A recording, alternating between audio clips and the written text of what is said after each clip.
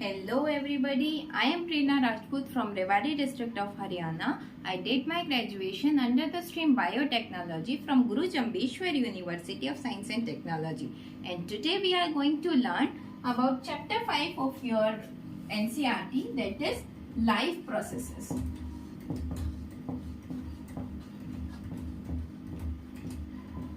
There are various processes which supports life, but according to your NCERT, we need to focus on 4 major processes, that is nutrition,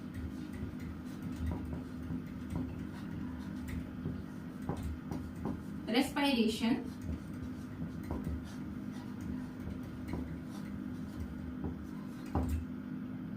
transportation,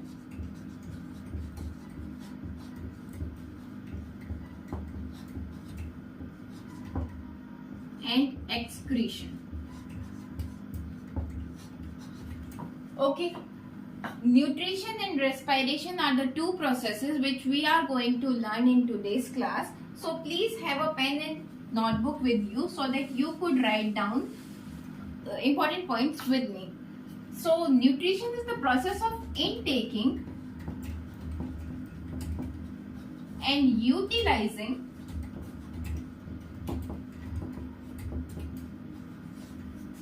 food in our body. Okay, the food we eat is taken up by body in the form of nutrition. On the basis of nutrition, organisms are divided into 2 categories. One which produces their own food, known as autotrophs. Other who are dependent on other organisms for their food are known as heterotrophs.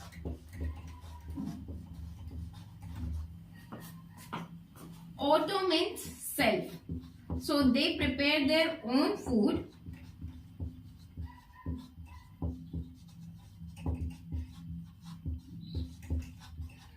by using inorganic substances like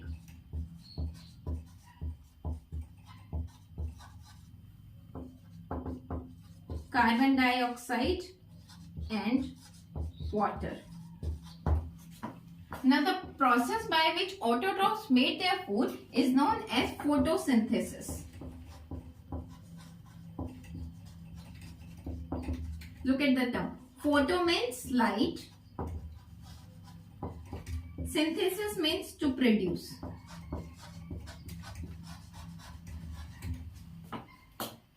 These organisms produce food in the presence of light by using carbon dioxide and water and convert it into glucose in the presence of sunlight and chlorophyll. Okay, and the other organisms which are dependent on other organisms are known as heterotrophs.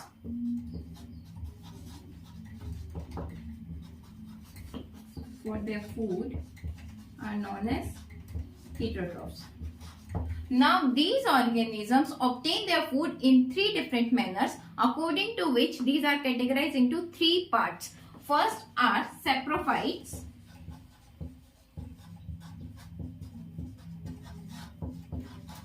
second are parasites, third are holozoic. Saprophytes feed on dead and decaying matter for obtaining their food, such as fungi. Parasites are dependent on their host organism for their nutritional requirements. One such example is tick. And holozoic nutrition undergoes 5-step processes, and this process undergoes in amoeba as well as humans. Okay, Now we need to learn this holozoic mode of nutrition in amoeba and humans. Let us see this holozoic nutrition. What is its parts and how this performs in bodies. Life processes are the basic processes which are needed by our body for its maintenance and survival. And one of these is nutrition. So, holozoic nutrition has its first step as ingestion. Second is digestion. Third is absorption.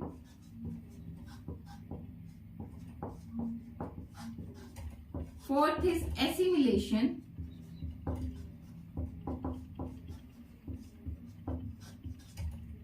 Fifth is excretion or egestion. Okay, ingestion is the process of intaking food.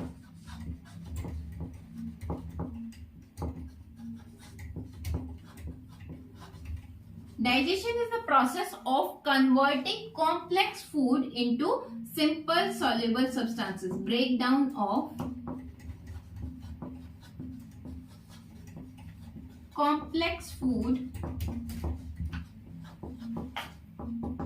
into simple soluble substances. Now, after the breakdown, these simple soluble substances are absorbed by the body. So, these are absorbed by the body, absorption, and then used by the body for its various requirement of energy and nutrition. Finally, the waste material or undigested food is excreted out, ejected out or removed out from the body. So, removal of undigested waste.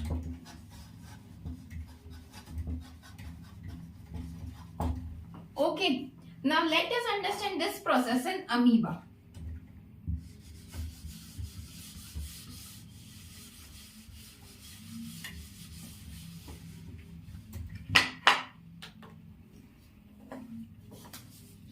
This is amoeba. This is nucleus of amoeba and this is food particle. This is nucleus. This is food particle.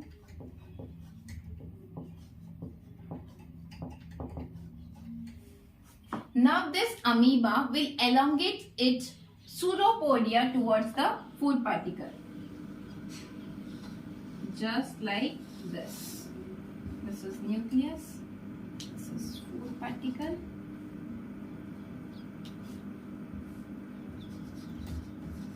Nucleus, food particle, and these elongated structures are pseudopodias. Now look at the term. Pseudo means false and podia means feet. So what are pseudopodias? These are false feet-like appendages of amoeba which helps them to locomote or entrap their food for nutrition. Now these will form a food vacuole inside the body of amoeba. This is food vacuole.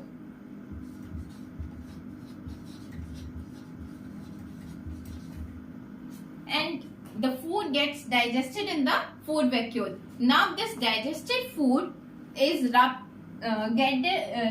get into the cytoplasm of amoeba where it is got absorption and assimilated. After this, the waste product are excreted out from the body of amoeba. Okay, let me show you this diagrammatically how this diagrams look in your book. This is figure 5.8 in your book. Let me show it to you. sorry, this is figure 5.5. Look at this. This is your amoeba. This is a food particle. Pseudopodias elongates, makes a food vacuoles, and eventually the absorption, assimilation and excretion takes place. Now let us understand this process in human body also. Humans have proper digestive systems which is composed of alimentary canal and accessory glands. Let us first make a diagram, then we will be learning the procedure.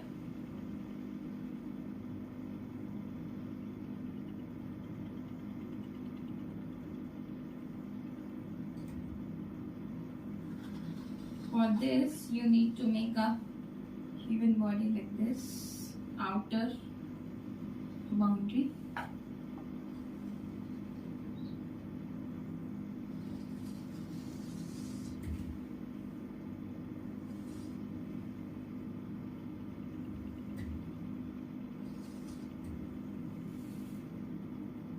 Digestive tract starts from the mouth.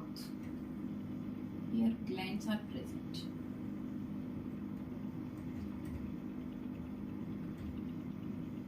Which elongates in a pipe-like structure. Now make a J-shaped structure here, which is stomach. Now draw it till here and leave it here. Now draw a triangular-like structure on the left side of stomach. This is liver. Okay. Now draw a balloon-like structure over the liver. Draw a leaf-like structure below stomach.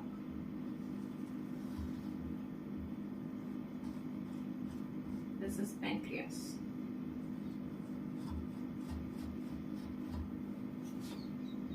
Now start drawing intestine.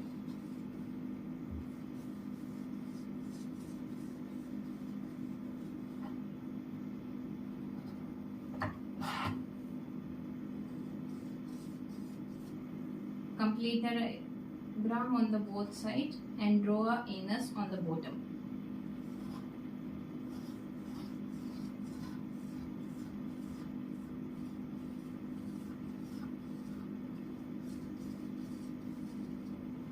Draw a vermiform appendix on the large intestine and now form a small tubular network structure inside the small intestine, which is your small intestine.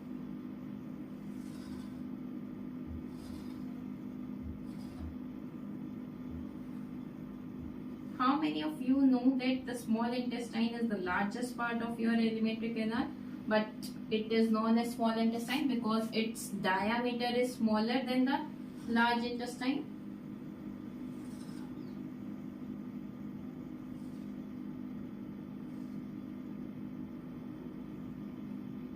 Okay, now this network-like structure is your small intestine.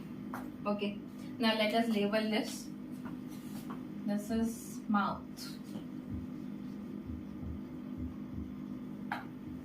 This is esophagus,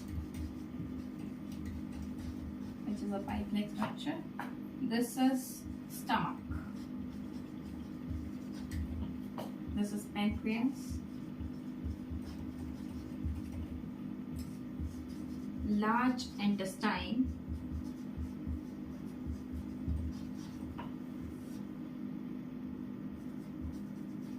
Small intestine.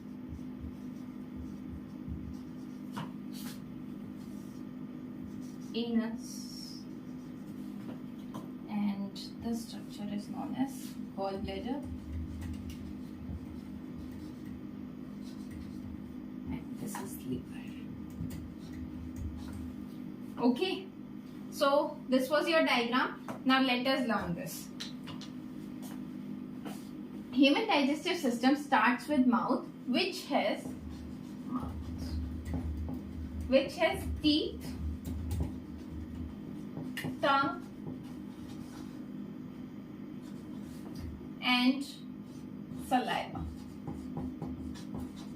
Now this teeth, these teeth are responsible for biting, chewing and cutting so that the food could be physically broken down into pieces. So what is the function? It bite, chew and grind. Okay.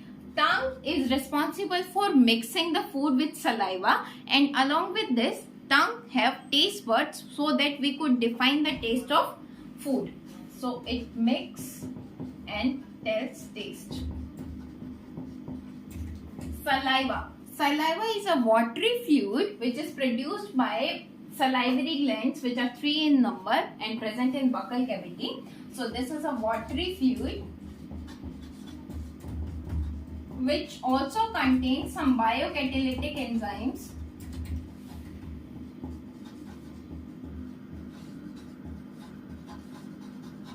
such as amylase. Amylase is responsible for the breakdown of starch into smaller particles. So what will it do? Starch breakdown.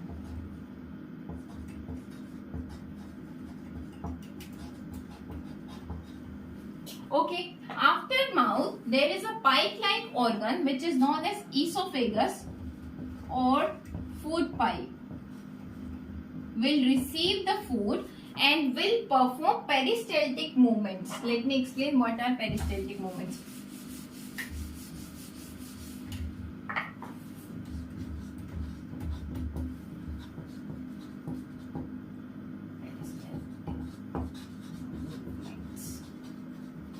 Now these movements are produced due to relaxation and contractions. Contractions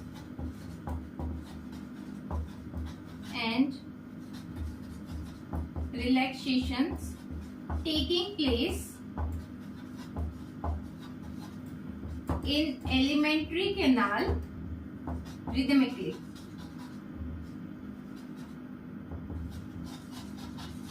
Okay. Now this rhythmic contraction and relaxation will produce a wave-like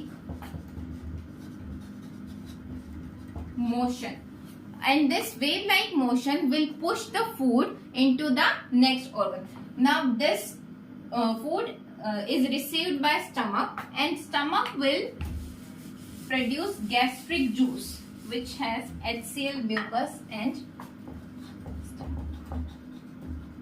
stomach will receive the food and produce gastric juice which will have HCl, mucus and pepsin. HCl is responsible for activating pepsinogen, and it destroys microbes or harmful substances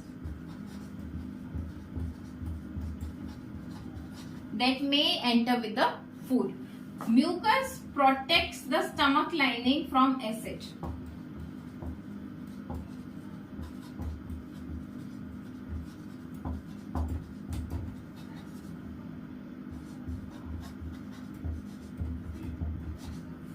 Pepsinogen is responsible for converting protein into peptides. Converts protein into peptides. Okay. Now the food has been combined with acid, and this food is known as bolus. Now this food is churned in stomach for 3 to 4 hours. Now this bolus will transfer to the small intestine, which will also receive secretions from liver and pancreas. Let us see that also. Bolus from stomach comes into small intestine, which will also receive secretions from liver and pancreas. Okay, liver is responsible for production of bile juice, which will convert food into alkaline nature and will emulsify fat. Emulsify means break down fat. Pancreas have number of enzymes in its secretion which targets carbohydrate, proteins and fats. Number of enzymes in its secretion which targets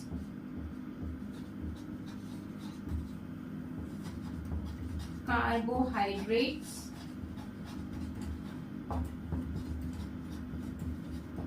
proteins and fats. Now these secretion will received by small intestine, and now the complete digestion is performed in the small intestine. After digestion, small intestine also absorbs this food. Now this will also perform absorption with the help of small finger-like projections.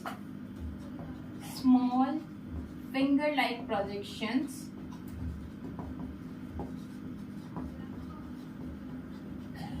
appears on the inner line of the stomach. These finger-like projections are known as villi.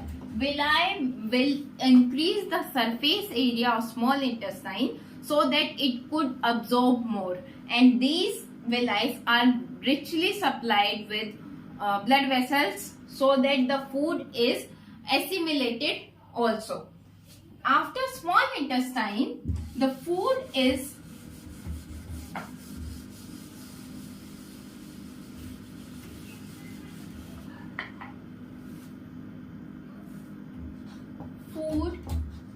that is chyme is transferred to the large intestine. Now this large intestine will reabsorb water and essential nutrients which were left in, from the small intestine, and will pass the food to the inner, from where it is excreted out. The undigested waste. Okay. So what was the passage of food, path of food inside a human body? It takes mouth intakes, then it goes to esophagus. After this, stomach,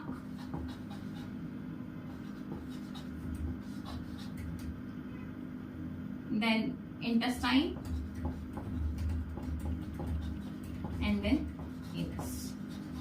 Okay, the food after esophagus is known as bolus, which has food plus saliva,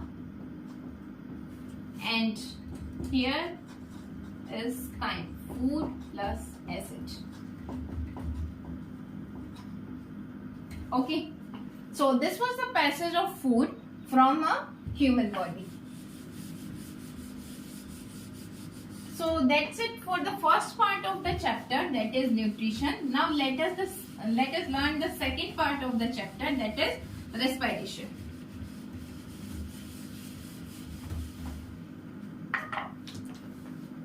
So respiration is the process of obtaining energy. We will require energy for every process. So this energy is given by food. Food gives us energy. So food is in the form of glucose, which is a 6-carbon compound, converts into pyruvate, which is a 3-carbon compound, inside cytoplasm.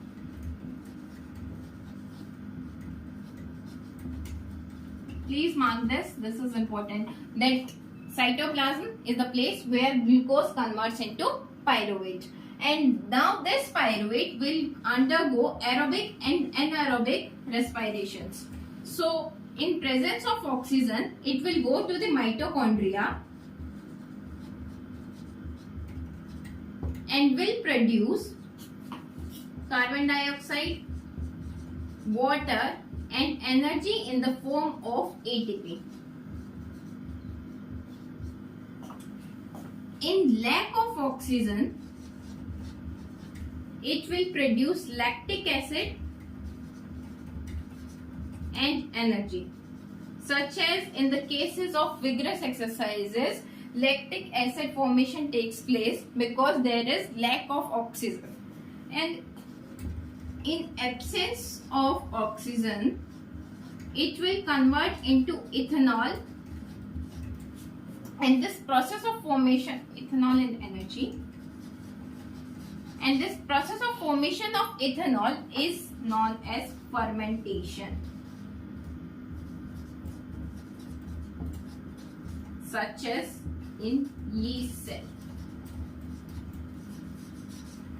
Okay, so these are the three ways by which pyruvate converts. Now we need to focus on aerobic respiration in human.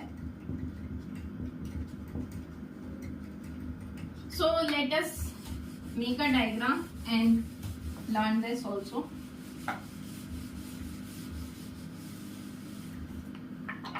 Let me show you a diagram of digestive system also in the book. This is figure 5.6.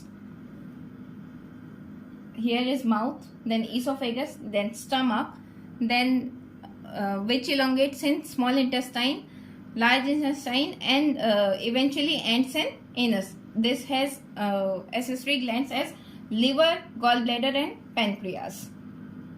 Okay, and then let us make the human respiratory system diagram.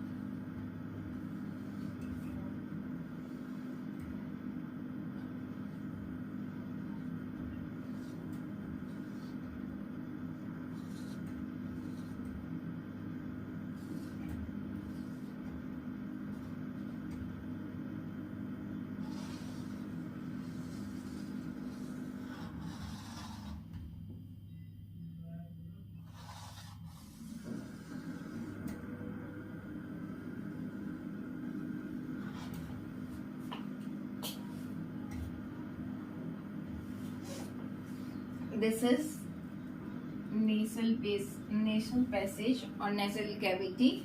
Nasal cavity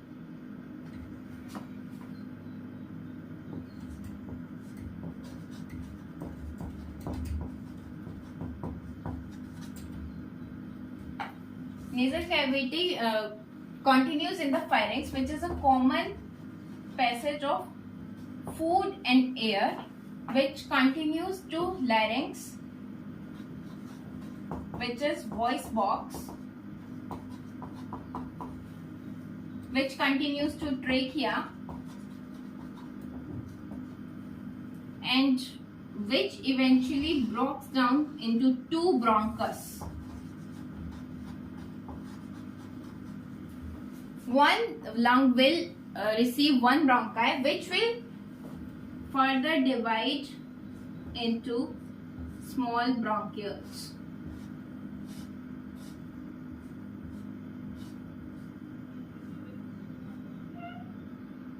And these small bronchioles will have terminal sac-like structures known as alveoli.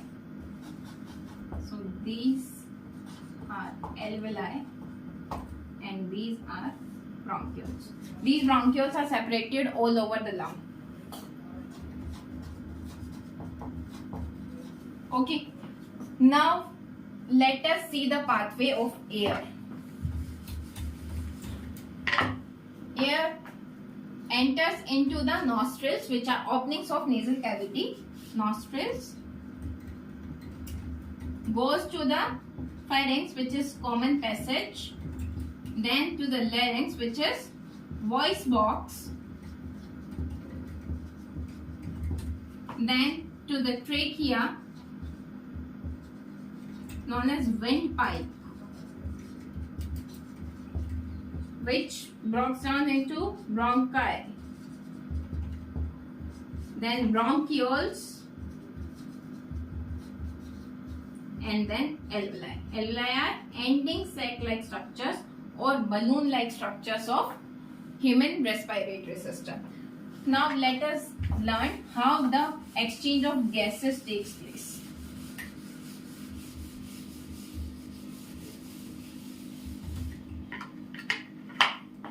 So this is the structure of alveoli. Have blood vessels near it.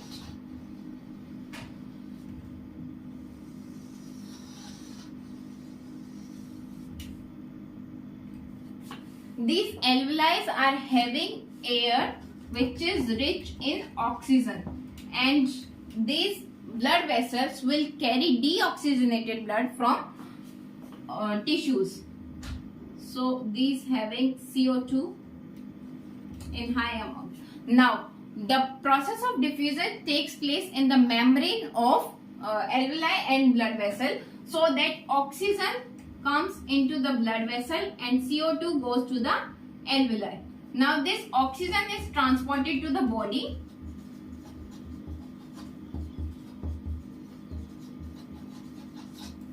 and this CO2 is exhaled out. Okay, so this is the basic mechanism how gaseous exchange takes place in human body. Now let us learn mechanism of breathing, inhalation and exhalation. Let us learn.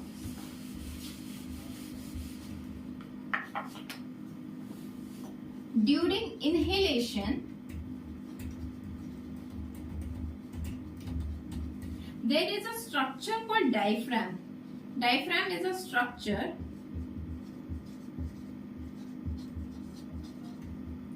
which separates chest to gut, or we can say thoracic cavity to the abdominal cavity. Okay, during inhalation, this structure contracts and move downwards.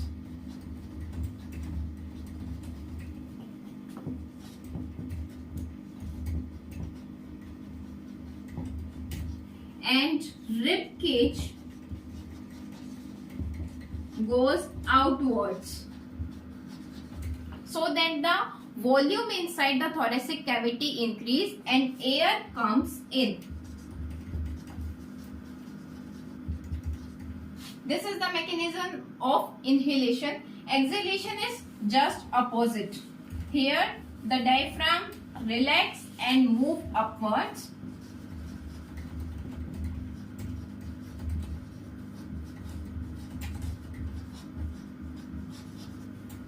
and rib cage move inwards, so the air goes out. Okay, this was the basic mechanism of inhalation or exhalation. Now let us learn how basic breathing rate of terrestrial organism is lesser than the aquatic organism. What is breathing rate? Breathing rate is the value how many breaths an organism takes in a minute. Breaths per minute is the breathing rate, which is around 12 to 20 in a normal human adult. But this is quite high in aquatic organism because the amount of oxygen in water is very less as compared to air. So the organism have to breathe more so that more blood is pumped through the body and the oxygen requirement could be fulfilled. So that's it for today.